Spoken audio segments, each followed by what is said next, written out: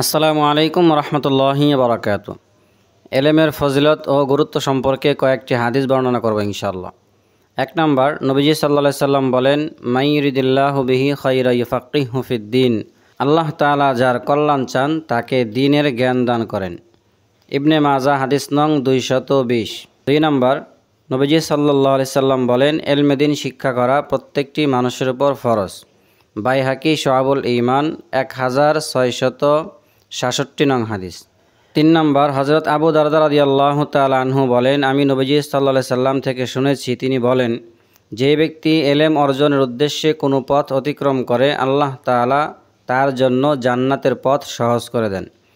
একজন তালেবে এলেমের সম্মানার্থে ফেরেশতারা তাদের পাখা বিছিয়ে দেন। এলেম অর্জনকারীর জন্য আসমানবাসী এবং জমিনবাসী, এমনকি পানির ভেতরের মাছ পর্যন্ত ক্ষমা প্রার্থনা করেন। একজন আবেদের তুলনায় আলেমের মর্যাদা এমন, তারকার তুলনায় চাঁদের মর্যাদা যেমন। আলেমগণ নবীগণের উত্তরসূরি।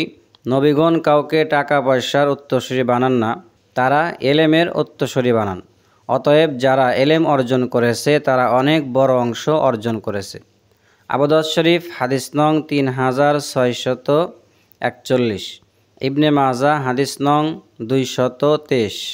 4 নম্বর, নবীজি সাল্লাল্লাহু আলাইহি সাল্লাম বলেন, যার দু পা আল্লাহর পথে ধুলায় দূষিত হয়েছে, আল্লাহ তাআলা তার জন্য জাহান্নাম হারাম করে দেন।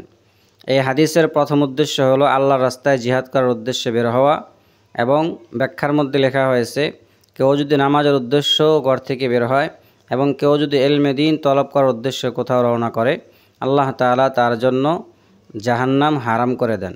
বুখারী শরীফ হাদিস নং 907।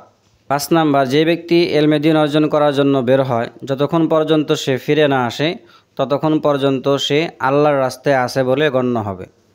তিরমিজি শরীফ হাদিস নং 2647।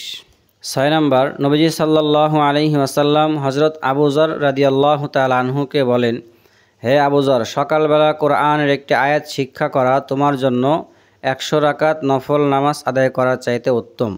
সকালবেলা যদি তুমি জ্ঞানের কিছু অংশ অর্জন করো, চাই তার উপর আমল করা হোক চাই না হোক, তাহলে এটি 1000 রাকাত নফল নামাজ পড়ার চাইতে উত্তম। ইবনে মাজাহ হাদিস নং 219। 7 নম্বর, কাউকে ইলমে দ্বীন শিক্ষা দিলে যদি শিক্ষা দেওয়ার কারণে ওই ব্যক্তি আমল করে, তাহলে ওই ব্যক্তি আমল করে যেই পরিমাণ সওয়াব পাবে, যে ব্যক্তি শিক্ষা দিয়েছে সেও ওই পরিমাণ সওয়াব পাবে, তবে আমলকারীর সওয়াবের কোনো কমতি হবে না। ইবনে মাজাহ হাদিস নং 240। 8 নম্বর, উত্তম সদকা হলো কোনো মুসলমান নিজে ইলমে দ্বীন শিক্ষা করবে এবং তার অপর মুসলমান ভাইকে শিক্ষা দিবে। ইবনে মাজাহ হাদিস নং 243। 9 নম্বর, মানুষ যখন মারা যায় তার সমস্ত আমল বন্ধ হয়ে যায়, তবে 3টি আমল জারি থাকে যেটা মৃত্যুর পরেও পাওয়া যায়। তার মধ্যে একটি হলো সদকায়ে জারিয়া। 2 নম্বরটি হলো এমন এলেম যার দ্বারা উপকৃত হওয়া যায়, অর্থাৎ নিজে এলেম শিক্ষা করেছে এবং মানুষকে শিক্ষা দিয়েছে, মানুষ যখন সেই অনুযায়ী আমল করবে তাহলে এটার সওয়াব সে পরকালেও পাইতে থাকবে। 3 নম্বর, যদি কোনো ব্যক্তি এমন নেককার সন্তান রেখে যায় যেই সন্তান তার জন্য দোয়া করে, তাহলে এটার সওয়াব সে মৃত্যুর পরে পাবে। তিরমিজি শরীফ হাদিস নং 1376। 10 নম্বর, এলেম অর্জন করতে হবে একমাত্র আল্লাহ তাআলাকে রাজি খুশি করার জন্য।